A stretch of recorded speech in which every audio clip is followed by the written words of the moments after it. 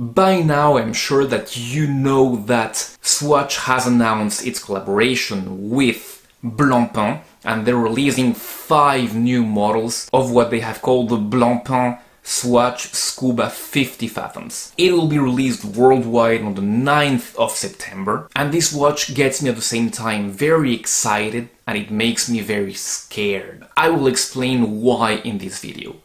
First of all, let's talk about the models and their main characteristics. The Atlantic, Pacific and Indian all have the same dial layout, the modern dial with the modern logo, the 12369 markers, and the depth rating on the lower part of the dial. The Atlantic has a blue fumé dial with a blue bioceramic case. The Pacific has a white-gray fumé dial with a golden case. The Indian Ocean has a green-black fumé dial with a green case. The Arctic and the Antarctic are a little bit different on their dial layout, as they have the old-school circular indices, the old-school Blancpain logo. On the lower dial, the Arctic has scuba no radiation text, and the Antarctic has scuba and the humidity indicator. These two harking back to the old Blancpain 50 Fathoms models from the 50s and 60s. A very nice move, that one. In the dimensions department, they're going to be 42.3mm in diameter, 14.4mm in height, 48mm in log-to-log. These dimensions are great, as the official 50 Fathoms is rather on the very large size at 45mm in diameter. They will all come with matching NATOs made of recycled fishing nets. They will all come with rotating bezels, 120 clicks. Swatch says that the crystal is a BioCert scratch-resistant material, and you've got the same material on the bezel as well, and the good news is that the bezel is loomed. And lastly, in the specs department, note that this watch is 91 meters water resistant, so 50 fathoms of course. Beating inside this watch, you have the Swatch System 51 movement with 90 hours of power reserve. That is a great move. We do not have the same thing as with the Moonswatch, where they put a quartz movement. This is a real mechanical movement. The things that get me excited about this watch is that it seems to be, at least on paper, higher quality than the Moonswatch. Because of the movement, of course, because of the fact that we might have a better scratch resistant crystal this time around, the Moonswatch was just a joke, and that you can at least bathe with it because of its 50 fathoms of water resistance. The things that give me a little bit of pause are the fact that, of course, this is a disposable watch once again. It is a plastic watch.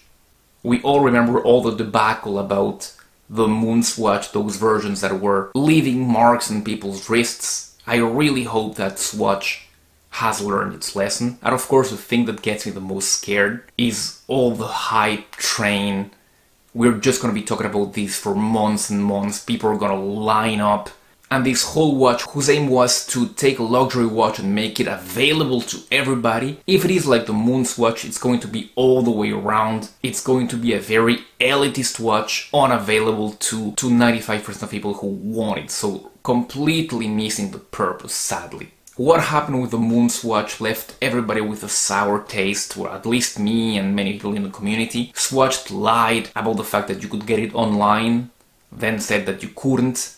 They did not want to scale up production on purpose to make this watch more desirable. They gave way to the scalpers on the second-hand market. It was a whole white mess. By trying to make a watch more available to people, they made it much more elitist.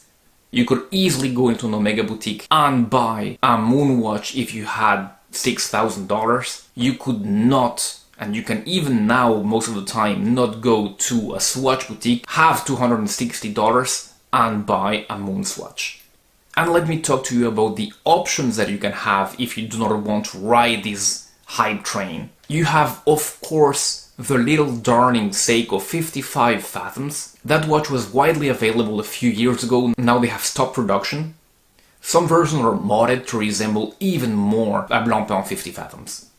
And if you want to go the homage route, the unofficial homage route, because this one is the official, you can go for an excellent watch, the STEELDIVE, with a fully stainless steel construction, amazing lume, ceramic bezel insert, sapphire crystal, and a reliable and serviceable Seiko NH35. As I said to you, I am both excited and scared about this release.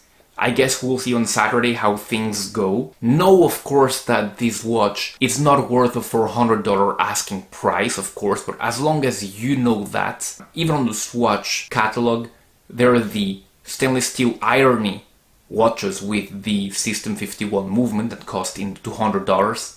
So you know that you're buying into hype when you buy this watch. But hey, the heart wants what the heart wants. And for example, if I could go into a boutique and buy one without the queue, I would probably do it.